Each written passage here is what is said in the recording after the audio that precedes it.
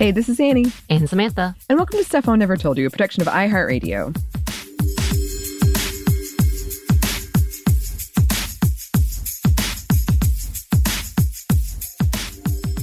And today we are coming at you. It sounds kind of intimidating. We're coming to you with another episode of Book Club. Content warning for brief discussion of sexual abuse, ableism, physical abuse, pain, suicidality. We're not going to talk too much in depth about any of those things, but just to put that out there. Also, this is a very quote-heavy episode. I think I've described this before, but a lot of times when we do book club, I read the book, and as I go through, I just copy-paste quotes as I'm reading. Because I'm like, oh, this is relevant. Oh, this is relevant. And then at the end, I go back and try to make it so it's not a huge thing. This one originally was 15 pages of quotes.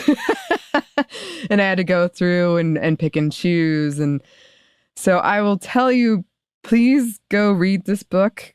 I personally wish I had read it way earlier. I've been talking about it for a while. It is called Care Work: Dreaming Disability Justice by Leah Lakshmi Piepzna-Samarasinha, and it's from 2018. And yeah, I just wish I had read it earlier, especially before, as I've said, I wrote about disability in the book that we have coming out. But it was so informative. It is a collection of personal essays about disability justice, especially through the lens of sick and disabled queer, trans, Black, and brown people. And it also includes quotes and segments written by others in the community. And it has advice and tips, and it's really open. It's got a lot of vulnerable stories about the realities and possibilities of disability justice. So as with a lot of these episodes where Samantha and I can't really speak to the experience, it is a very quote-heavy episode. Right. I think before we were recording, I was like, look, there's so much that they say that trying to act like we have some commonality to it. Not that we don't, because there's definitely a lot to it. We were talking about when we talk about sexual abuse, and they talk about PTSD, and they talk about trauma in itself. All of that is familiar, and especially when it comes to like anxiety and depression, because I was like, oh, they kind of hit some nails on the head that I did not recognize. Once again, we talked about this earlier in a Monday Mini, when we were talking about, I did not really think about disabilities as my anxiety, but the fact of the matter is, it actually holds me back from doing things. I was like, oh yeah, that actually makes sense then, and I just don't see it as a disability because it's an invisible disability. A, B, it doesn't feel like it's severe as other types of disabilities, even though that is also ableist in its own mindset. But yeah, in this, with their experience, as well as who they talk to and who they are referencing, they say it best. And so why do we need to replace it? Yes. But that being said, please support them and check out their work. Yes. And through everything I've read, they do go by they, them pronouns. But as always, if that's incorrect, let us know. But let's start, because disability justice is at the heart of this book. So let's break down that term. Quote, disability justice is a term coined by the Black, brown, queer, and trans members of the original Disability Justice Collective, founded in 2005 by Patty Byrne, Mia Mungus, Stacey Milburn, Leroy Moore, Eli Clare, and Sebastian Margaret. Disabled, queer, and trans Black, Asian, and white activists and artists, they dreamed up a movement-building framework that would center the lives, needs, and organizing strategies of disabled, queer, and trans and/or Black and brown people marginalized from mainstream disability rights organizing's white-dominated single-issue focus. And another quote, in the words of SIN's Invalid co-founder and executive director Patty Byrne, while a concrete and radical move forward toward justice for disabled people, the disability rights movement simultaneously invisibilized the lives of people who lived at intersecting junctures of oppression. Disabled people of color, immigrants with disabilities, queers with disabilities, trans and gender non-conforming people with disabilities who are houseless, people with disabilities who are incarcerated, people with disabilities who have had their ancestral lands stolen, amongst others. Disability justice activists, organizers, and cultural workers understand that able-bodied supremacy has been formed in relation to other systems of domination and exploitation. The histories of white supremacy and ableism are inextricably entwined, both forged in the crucible of colonial conquest and capitalist domination. One cannot look at the history of U.S. slavery, the stealing of indigenous lands, and U.S. imperialism without seeing the way that white supremacy leverages ableism to create a subjugated other that is deemed less worthy /abled /smart /capable. We cannot comprehend ableism without grasping its interrelations with heteropatriarchy, white supremacy, colonialism, and capitalism. Each system benefits from extracting profits and status from the subjugated other. 500 plus years of violence against Black and Brown communities includes 500 plus years of bodies and minds deemed dangerous by being non-normative. A disability justice framework understands that all bodies are unique and essential, that all bodies have strengths and needs that must be met. We know that we are powerful not despite the complexities of our bodies, but because of them. Disability justice holds a vision born out of collective struggle, drawing upon the legacies of cultural and spiritual resistance within 1,000 underground paths, igniting small, persistent fires of rebellion in everyday life. Disabled people of the global majority, Black and Brown people, share common ground confronting and subverting colonial powers in our struggle for life and justice. There has always been resistance to all forms of oppression, as we know through our bones that there have simultaneously been disabled people visioning a world where we flourish, that values and celebrates us in all our myriad beauty. Yeah. Again, we can't say it better than that. Right. And I think there's so much depth and history within that conversation. Yeah. When we talked about colonialization and past ugly histories and what that looks like when we take it intersectionally, and then they are definitely diving into that conversation.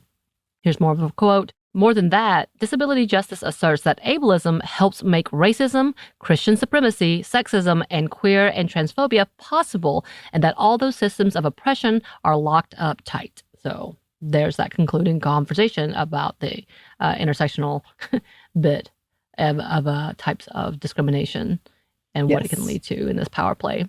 Mm-hmm. And then going on, it is underdocumented private work often seen as not, quote, real activism, but it is the realest activism there is. This is how disability justice, art, and activism change the world and save lives. In writing this book, I wanted to capture some of this history as it is being made and dreamed. Right. And so, yeah, the book is kind of laid out in a series of essays around certain topics, all of them revolving around disability justice. There's a section that has the 10 Principles of Disability Justice by Patty Byrne, edited by Aurora Levins-Morales and David Langstaff on behalf of SIN's Invalid. From my vantage point with SIN's Invalid, quote, we incubate both the framework and practice of disability justice. This burgeoning framework has 10 principles, each offering new opportunities for movement builders. And the first one is intersectionality. Then leadership of those most impacted, anti-capitalist politic, cross-movement solidarity, recognizing wholeness, sustainability, commitment to cross-disability solidarity, interdependence, collective access, collective liberation.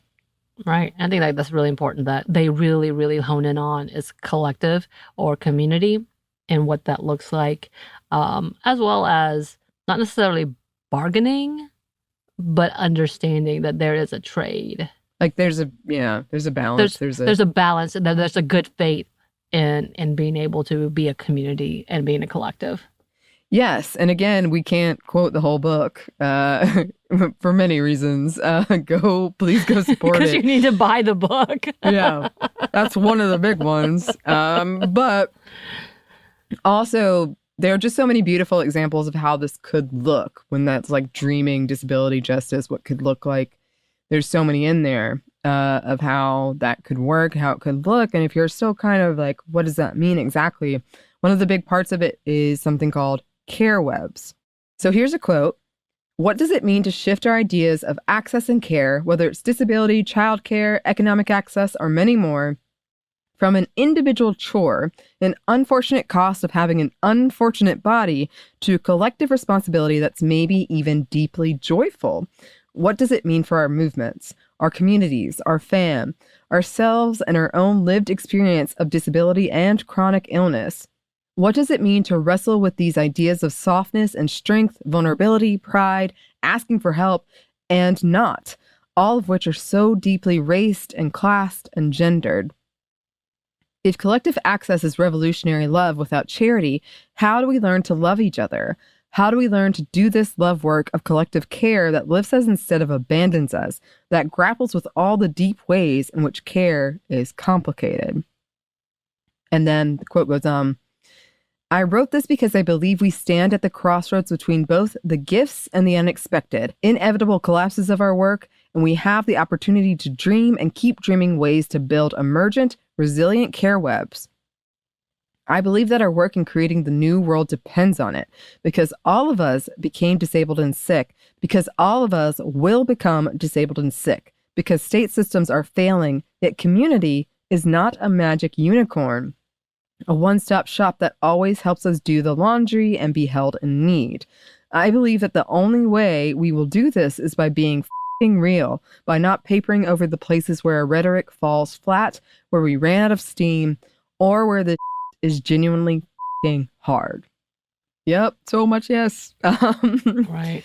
And that's one of the, I would say, truly open and vulnerable parts of this book, is that is very honest in where things do fall flat, like where it's just a really complicated, complex thing, and changing that mindset of it from it's a chore to it being a deeply joyous thing, but also just that whole asking for help and not asking for help and navigating all of that.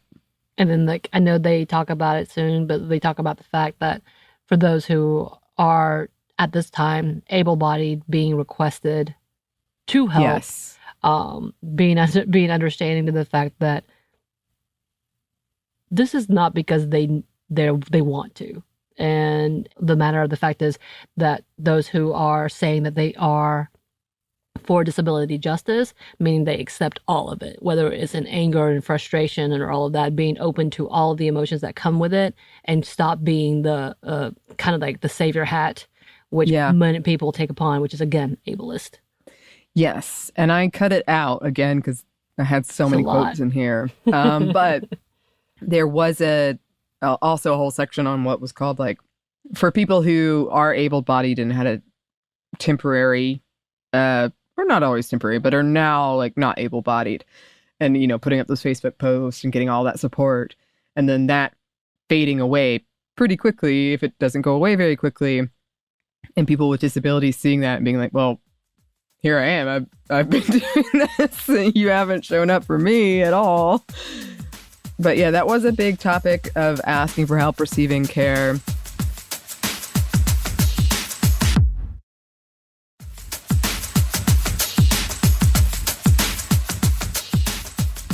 Here's a quote. As Ronham of RAMP Vancouver writes, if interdependency is in our DNA, what does it mean when we fall out of whack with it? How do we handle the realities of our bodies and minds that need what they need when they need it? What does it mean when I can't support you in the ways you're supporting me? Does interdependency mean we do the same for one another at all times, as though there's even such a thing as the same when it comes to this stuff? Is it a gentle ebb and flow? What if my ebb will never match your flow? What if it's sometimes a torrential downpour and one of us is drowning? What do we do then? There were more questions, like what happened when some of us could hang out together more because we had fewer mobility needs. We could make it into a car, could deal with exposures, and some of us couldn't. How did we make things feel fair when some of us got tired and sick and needed to cancel, and others, maybe folks who practiced sucking it up and working through pain more, maybe just folks who didn't have pain and fatigue, were left feeling like they were doing all the work? What about those of us who felt more comfortable going to non-disabled events together, so got to spend that time and get that visibility, and those of us who were more overwhelmed or had more anxiety about being stared at. And maybe the biggest disabled community question of all, what happens when a lot of people who have always been the only one are no longer the only disabled queer of color in the room? How does that affect how we work together, build community, and work out conflict? Sometimes because we are used to being the only revolutionary quip fighting ableism in a sea of able-bodied obliviousness, it was hard for us to hear that we weren't always right, to understand differences of opinion or approach or experience as other than wrong or attack or threat. After a year, our group broke up, and they were describing a specific group they set up. From all of these pressures and hard spots and a web of interpersonal conflict, it was a hard breakup. I felt like my dream sick and disabled QT BIPOC crew had fallen apart, that a community I had passionately believed in and given much of my limited energy to had failed.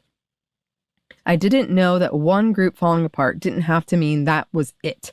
For the idea of building a care web for the movement, I wish we could have known that the struggles we hit weren't failures or signs of how inadequate we were, but incredibly valuable learnings.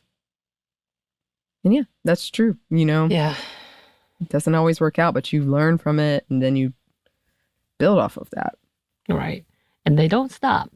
No. What was the other key? Mm-mm. Another quote. Yet, as I move forward in this life of creating and receiving care, I'm continually impressed by how we find ways to keep each other alive when the state is and community can be and inadequate too. I love seeing how friends and strangers seem to be more and more used to crowdfunding care and setting up care shift Google Docs. I also see the burnout and exploitation of often femme and disabled labor that happens, and also what happens when people plain run out of energy, money, and time. I think about the needs I have that I'm still too ashamed to let anyone see, let alone take care of. I also think about friends and strangers who have plenty of needs, but not enough friends or strangers willing and able to come through to care for them. The community is not a magic utopia, just like our families weren't, and we don't all just magically love each other or even like each other, let alone agree on every political issue. Yes, and that was a point that came up a lot in the book was, even if nobody likes you, and a lot of times that's because you're in pain and you're not feeling very personable or sociable. That doesn't mean you should not get care that you need. Right. Yes. Here's another quote. Are the poor and working class disabled femmes doing all the work all the time? Care is feminized and invisibilized labor. Care is something that many, not all, poor/working class folks do, like breathing. We got time. It's just the right thing to do, right? What's going on with race and entitlement? Who feels comfy asking? Are the white queers, the pretty queers, the middle class, relatively happy, skinny, normal queers getting much care? How many masculine gendered people have I cared the ass off for with no reciprocity? Talk about this stuff. It's really important. Disrupt it. Get the mask, pretty, abled people to put in time. And here is another quote. This is an excellent example of where disability rights bumps against disability justice. A rights framework says that the ADA and other pieces of civil rights legislation give disabled citizens our rights. We simply state the law and get our needs met. Disability justice says, what if you're disabled and undocumented? What if you think the settler colonial nation we live in is a farce and a hallucination? What if you don't have money to sue an inaccessible business? What if the people giving you accommodations and access technology or not are not paid for by the state, but part of your community? I agree that our access to access and the world should not be predicated on desirability or popularity or approval of the able-bodied masses or anyone. And I hold a deep place of respect for the ways so many of us have been denied access to love. But when I say the word love, I mean something more crypted out and weird than the traditional desirability politics many of us are forced to try to survive and live within. I mean that when we reach for each other and make the most access possible, it is a radical act of love. Right. I think it's that underlying, actually seeing beyond your heteronormative ableist ideals, because they definitely talked a lot about different things that I haven't even considered when it comes to activism in itself and how it's so exclusionary, just walking in a pace, being allowed to be late. Like, we have such an unfortunate level of hierarchy, and especially when it comes to success and being successful about like time and such, that it's really ableist. And I've never really thought about that. And I'm like, that is a whole conversation we don't talk about. And then here's another quote. There's grief mixed in with the rage and survival, and a belief that you must be spoiled or entitled to ask for what you need. It reminds me of survivors who stubbornly insist that their parents beat them and they came out just fine. I honor the survival skills of denying need and getting the by have been things that kept us alive, but I believe our beloved dead want us to do more than life on one cracker and an inaccessible building forever. And yeah, this whole level of, well, you need to just deal with it it's so infuriating for all the things in this whole level of like, well, I got by, why can't you? And then like we see that prime example as when it comes to race and when it comes to feminism and women's issues. But the conversation is truly like, but why should they have to? Everybody has been advanced, and we all can take that time to care and not want them just to survive, but to truly live and to be able to do more than just live on crackers, as they say. Right. And I think that goes back to what you said earlier about why this is so important for intersectionality is, as we talked about in our recent Disability Pride check-in, I had a lot of this internalized ableism around like, oh, I'm so strong. Look how much pain I can put up with before I do something. And that's just such a toxic mindset of why, if I don't need to be, like, who's profiting off of this? Not me. Like, not me. And there is a lot of discussion around that in this book, too, of the things I've been wrestling with around capitalism and ableism. And I wanted to put this in because there is some history about kind of in North America when colonialism came in and how it changed for the indigenous people. So, quote, disabled Cherokee scholar Quo Lee Driscoll has remarked that in pre-contact Cherokee, there are many words for people with different kinds of bodies, illnesses, and what would be seen as impairments. None of those words are negative or view those sick or disabled people as defective or not as good as normatively bodied people. With the arrival of white settler colonialism, things changed, and not in a good way. For many sick and disabled Black, Indigenous, and Brown people under the transatlantic enslavement, colonial invasion, and forced labor, there was no such thing as state-funded care. Instead, if we were too sick or disabled to work, we were often killed, sold, or left to die because we were not making factory or plantation owners money. Sick, disabled, mad, deaf, and neurodivergent people's care and treatment varied according to race, class, gender, and location. But for the most part, at best, we were able to evade capture and find ways of caring for ourselves or being cared for by our families, nations, or communities, from our Black and Brown communities to disabled communities. At worst, a combination of legal and societal ableism plus racism and colonialism meant that we were locked up in institutions or hospitals for our own good. The ugly laws on the books in the United States from the mid-1700s to the 1970s stated that many disabled people were too ugly to be in public and legally prevented disabled people from being able to take up space in public. Yeah.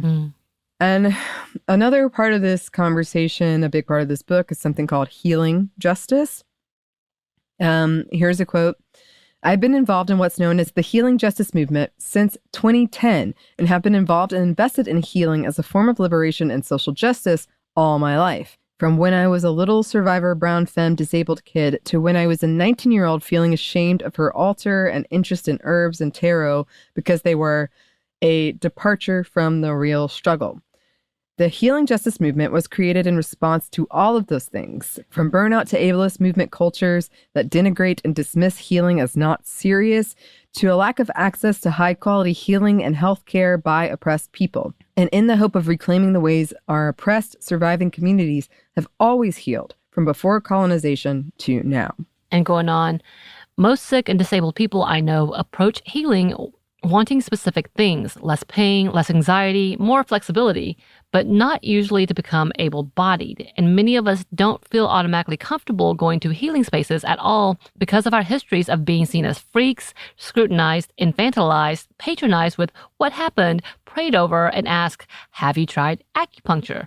And a million other quote, miracle cures. Able-bodied practitioners without an anti-ableist analysis, including Reiki providers and anti-oppression therapists, often see us as objects of disgust, fascination, and or inspiration porn. Mostly, these practitioners dismiss our lived expertise about our body minds and their needs.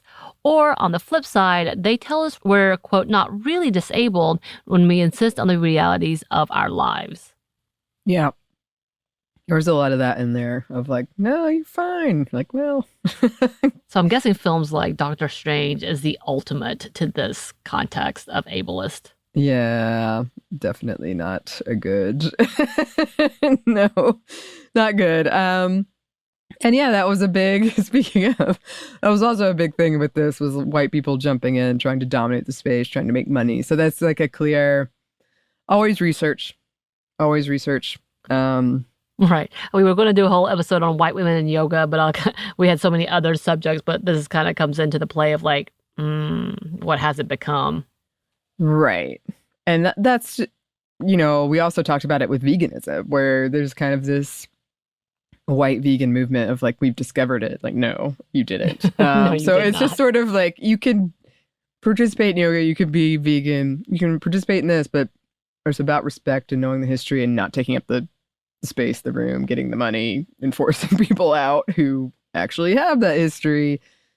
Also, yes, there was a lot of talk about sexuality and desirability, which we've discussed a lot when it comes to disability and how that's often erased, including some specific projects that have had more positive portrayals of disabled sexuality and how important that is. And then going back to what you were saying, Samantha, which is something we wrote about in the book, but there is a big conversation about the accessibility of movements of activism, of advocacy. So here's a quote. "But I remain with many other femme and feminine people harmed by misogyny, where endless free care work and emotional labor is simply the role my community and the world has for us. We are supposed to wipe the asses of the world without ceasing. As a newly physically disabled working class femme of color in the 1990s, I often felt how the queer and radical prison justice communities I was part of looked down upon my gender, especially when I was disabled and broke and surviving abuse and needing support. Then I really sucked. I was just another needy, weak girl, huh? The one place femme people could receive respect in those communities was if we were tough and vulnerable, always on, and never needing a thing. I know I'm not alone, and I know this experience has not ended." I find that interesting, that being tough, and which is, again, kind of that whole, we've talked about it in so many episodes, whether it's a mom episode, whether it's about pain or being a survivor of trauma, like this need to be tough and then being able to show that you can handle it, as if that's the merit and what's going on. What I want to tease out and focus on are the ways that misogyny, femphobia, and transmisogyny come together to royally screw over femme people of many genders. How misogyny, femphobia, and transmisogyny are part of the global systems of gender that extract the hell of a lot of labor and energy from femme and feminized people, from parenting and caretaking being considered free labor to sexist assumptions of femme promo-availability being made in queer and trans communities. Also, the gendered wage gap is real. Cis and trans women really do get paid less than cis men and women, and femmes who are racialized, disabled, imprisoned, and institutionalized, trans, rural, and poor working class get paid extra bad. Yeah.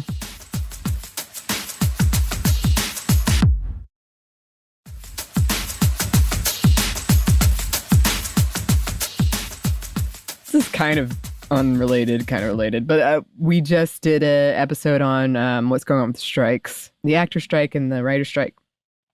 And I read a lot about kind of women, and in particular Black women, being frustrated because they'd had conversations with the men that they're striking with that just dismiss them. And so like they're in the same cause, they want the same things mostly, but having that like, and that does happen in activism too. Like that's what we talk about with white feminism, but it's also like if you're talking about just all of these ways that activism is race and gendered and class and all of those things. It doesn't go away just because you're all working towards this one, general idea. Here's another quote. Sick and disabled folks will get up from where we've been projectile vomiting for the past 8 hours to drive a spare effexor to their friend's house who just ran out. We do this because we love each other and because we often have a sacred trust not to forget about each other. Able-bodied people who think we are weak have no idea. Every day of our disabled lives is like an Ironman triathlon. Disabled, sick, poor, working class, sex working, and black and brown femmes are some of the toughest and most resilient folks I know. You have to develop complex strengths to survive this world as us. I love how working class, femme, and disabled this care labor is. I just want it to also not be seen as an automatic expectation of any femme at any time. I want some rules so we don't feel drained, exhausted, and over. I want it to be a choice, and I want its next level genius of skill to be recognized. This is skilled labor. I think that's such an important conversation because with Kia Brown last year, when we were having these conversations about being a Black woman, a Black disabled woman in these spaces, and then having that conversation of having to be strong because of their race, like having to pretend like that is something that's so easy. And so like you're used to it, so keep doing that and you're incredible and you should always do that. And it's like, no, but it's tiring. Right. And that's that same level of everything. Like when we talk about, again, with all the misogynoir, leaning on Black women for leadership, they're like, no, we want you to do it for yourself. We're doing it because we have to, not because we want to. This is not about something that we are so proud to do and we wanted to take up. It's because everybody else was failing and they started, like, they left the work to us. And that's where we are. And the truth of the matter is they would rather have someone else do it and let them rest for just a damn second. Right. And I like the reframing here of toughness is like just surviving when no one else is helping you other than other people in your situation. But like the systems aren't helping you.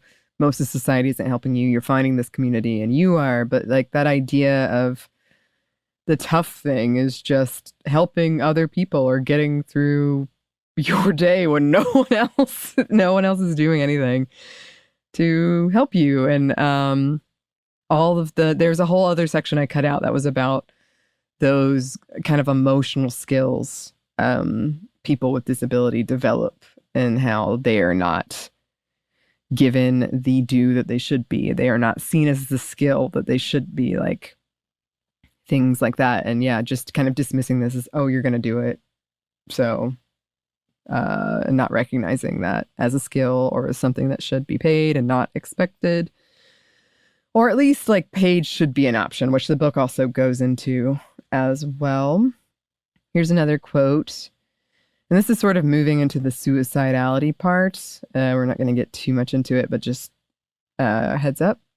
We don't want platitudes or uplift or people telling us we're loved. I mean, tell me.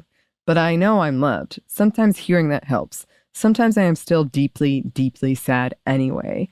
I don't have the answers, but I am interested in collectively creating them. I am interested in all of us who dance with dying, talking about all the different and real things that suicide can mean to us. All the things that allow us to stay here. And more than that, I am interested in creating models of happy, mostly queer and trans adulthood where we can be leaders and still be vulnerable, where we can be open that it's not happily ever after. Life models that encompass falling apart and reforming not as a failure, but as a life pathway. And here's another one. The summer after that, Jerica Boland, a 14-year-old Black queer disabled femme person with spinal muscular atrophy, too, announced her planned suicide, saying, "I'm going to be free." Boland gained mainstream media attention for her requested death when she started on Indiegogo to raise money for Jerica's last dance prom in the month before she would go into the hospice and ask them to shut off her ventilator. actions the media named as brave and inspirational. She said that she didn't have a future, that she, of course, wouldn't be able to dance or date or love, so she was choosing to die. And her announcement of her planned public suicide was cheered on by her white adoptive family and mostly white rural farming community of Appleton, Wisconsin. Yeah, that goes to show how harmful that narrative is. Right. Of like, you can't, there's no future, you can't be happy, there's like no possibility. Right. And I do love how open the author was about their own struggles with suicidality, because I think that's true. I don't think we talk about that enough. Like, you cannot have a reason. You could not have a specific thing. You could be generally happy, and that feeling comes anyway. Mm-hmm. And I agree. We don't talk about that enough. Right. And I think something that they also point out, because this whole kind of narrative is this idea of curing something. And they talk about that a lot. It's like, we're not asking you to cure us. That is not a thing. That is not what we're looking at. And I know we mentioned it earlier when we say they want a relief of pain. They want the relief of anxiety, not to be cured. And I think it kind of comes into that same conversation about what does cure look like, and what does it mean when you're a friend of yours who died by suicide? Like, what does that mean? And is that a celebration? Is that mournful? Like, there's so many conversations to that, because it's not strange. And even as a person who is able-bodied, and I say that as an able-bodied person, but that has also mental health needs, like, I have definitely had thoughts of suicide many a times, and that's that reality, is that it's not just to people of physical disabilities, and that's a reminder of that. It's like, also, one being sad and one being a celebration, that's really ableist and really, really disheartening. It is very, very disheartening. And I wanted to include this final quote, even though, once again, I could have, it was 15 pages originally. But Femmes, I love you when your hands shake too much from meds or stress or disability to put on eyeliner, let alone put it on perfectly. I love you when you don't wear eyeliner. I love you when you are deeply sad, raging in despair, not pretty, in the same sweats for 3 days or a month, when you smell like sweat and fear and the deep sad. I love you when you cough up phlegm. I love you when you scream and rage and ache.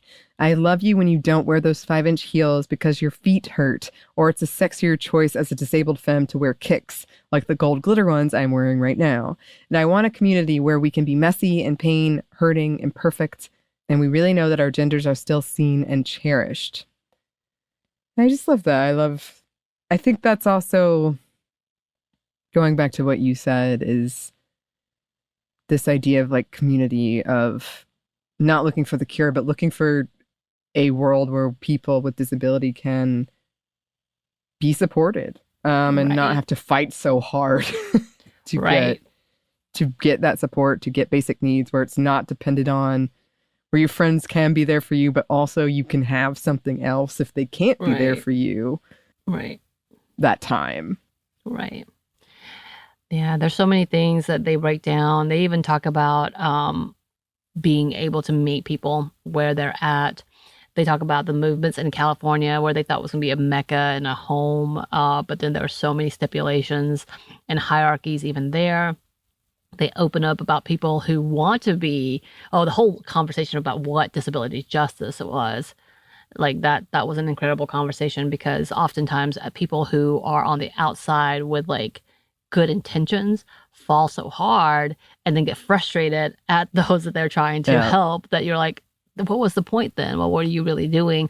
Because they don't look at it. Again, we've talked about this before. We've been talking about it a lot recently, because they're not at the table. They're not there to have their opinions talked about or even a part of the conversation. So therefore, there's no understanding of those things that we don't think about and take for granted, but they immediately think on it, whether it's access through having to sit down, or having to have medications being done, having to be able to go into a different area to be able to calm and have a space out. Like, there's so many things that's not often thought about.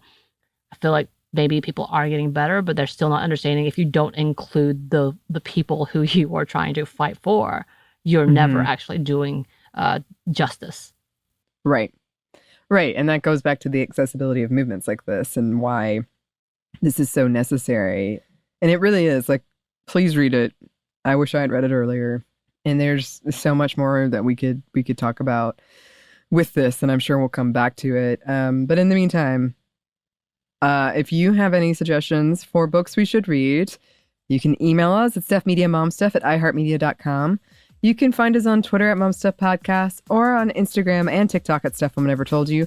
We have a TeePublic store with merchandise. We also have a book you can pre-order at stuffyoushouldreadbooks.com and on Audible.